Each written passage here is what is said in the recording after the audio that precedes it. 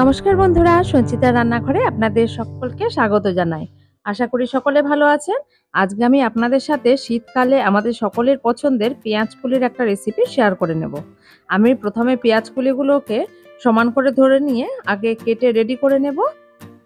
কিছুটা নিচের দিকের মোটা অংশ বাদ দিয়ে দেব ছুরির সাহায্যে। তারপরে ছোট ছোট টুকরো করে কেটে নেব। পেঁয়াজ কলি কাটতে তো কোনো রকম অসুবিধাই নেই, ভীষণই সহজ কাটা। তো পেঁয়াজ কলিটা সবার প্রথমে আমি কেটে নিচ্ছি। আর আলুগুলো খোসা ছাড়িয়ে রেখেছি। আলুগুলো যেভাবে আমরা আলু ভাজা খাই সেইভাবে কাটবো। আর পেঁয়াজ কলির মুখের যে ফুলগুলো সেগুলো বাদ দিয়ে দেবো এই রেসিপিতে। তবে চাইলে আপনারা দিতেও পারেন। আমি ফুলকপি আর আলুকে কেটে নিয়েছি, পেঁয়াজ কলিও কাটা হয়ে গেছে, পেঁয়াজ রসুন আর টমেটো কুচি করে রেখেছি। এইবার আমি রান্নাটা শুরু করে দেব। কড়াইয়ে সর্ষের তেল গরম করে প্রথমে আমি কালো জিরে ফোড়ন দিয়ে দিলাম।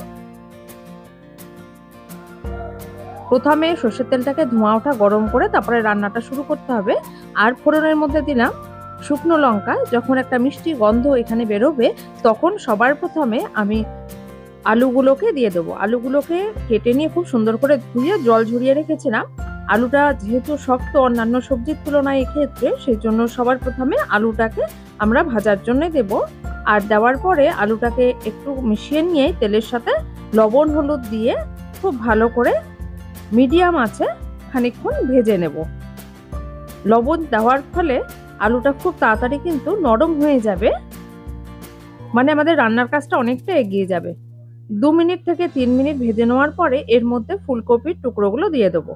ফুলকপির টুকরোগুলোকে ভালো করে ধুয়ে আমি রেখে দিয়েছিলাম জল ঝরিয়ে। ফুলকপিগুলোকে দেওয়ার পরে আমি মোটামুটি 3 মিনিট মতো আরও একসাথে আলু আর ফুলকপিটাকে ভেজে নেব।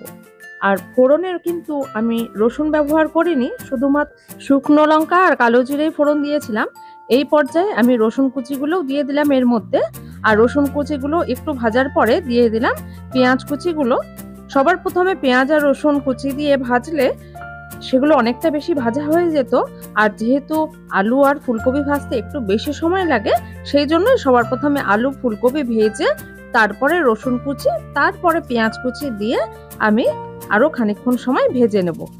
এর মধ্যে লবণ হলুদ দেওয়াই আছে, সেই জন্য কিন্তু লবণটা দেওয়ার ফলে পেঁয়াজগুলোও খুব তাড়াতাড়ি সফট হয়ে যাবে। টমেটো দিয়ে দিয়েছি, টমেটোগুলোও কিন্তু লবণ দেওয়ার কারণে খুব তাড়াতাড়ি সফট হয়ে যাবে। এই রান্নাটা করার সময় আমি কিন্তু ঢাকনা ব্যবহার করিনি। ঢাকনা ব্যবহার করে রান্না করলে অনেক সময় নিচে লেগে যেতে পারে, সেই জন্য আমি ঢাকনা ব্যবহার করব না। তবে মিডিয়াম ফ্লেমে কন্টিনিউ কিন্তু নাড়াচাড়া করতে হবে, মাঝে মাঝে গ্যাসের ফ্লেম হাইও করে দিয়েছি। পেঁয়াজ কলির টুকরোগুলো এবার এর মধ্যে দিয়ে ভাজতে থাকবো। এই পর্যায়ে যদি দেখা যায় এটা কড়াইয়ের নিচে ধরে যাচ্ছে, তখন গ্যাসের ফ্লেমটাকে কিন্তু একটু হাইয়ের দিকে করে দিয়ে খানিকক্ষণ নাড়াচাড়া করে আবার গ্যাসের ফ্লেমটা একটু কমিয়ে দিতে হবে। 4 মিনিট মতো আমি এটা ভেজে নিয়েছি। আমার এই ভাজাটা মোটামুটি রেডি হয়ে গেছে।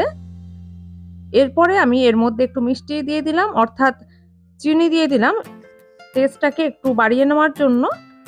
একটু হালকা হাতে না করলে কিন্তু পেঁয়াজ কলিগুলো বা ফুলকপিগুলো সম্পূর্ণ ভেঙে গেলে দেখতেও ভালো লাগবে না। সেই জন্য রান্নাটা আমাদের হালকা হাতেই করে নিতে হবে। দেখুন কি সুন্দর কালার এসছে এই রান্নাটা। একবার এটা রান্না করে ভাত বা রুটি যে কোনো কিছুর সাথে খেয়ে দেখবেন, ভীষণ সুস্বাদু হয় খেতে। এই রান্নাটা করা ভীষণই সহজ।